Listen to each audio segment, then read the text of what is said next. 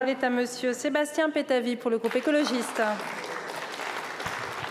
Madame la présidente, madame la ministre, mes chers collègues.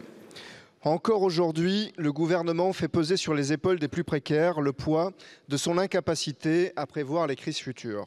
Face à ces 10% d'augmentation des prix de l'énergie annoncés, seulement 4% d'augmentation du SMIC.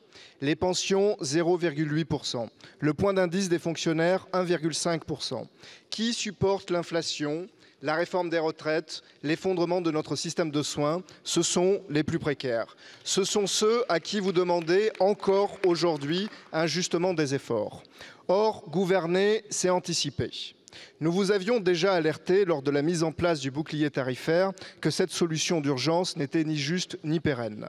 Car cette crise, qui est loin de se terminer, n'est ni la première ni la dernière. Et les Français n'ont pas à payer de votre manque d'investissement dans les énergies renouvelables et dans l'efficacité énergétique. Le Grenelle de l'environnement fixait l'objectif de 38% de baisse des consommations dans le bâtiment pour 2020. Nous n'en sommes aujourd'hui qu'à 1%. Le résultat aujourd'hui, c'est une augmentation de 150 € par an qui va obliger les familles les plus modestes à faire des arbitrages entre manger, offrir des vacances à leurs enfants ou payer les factures d'électricité.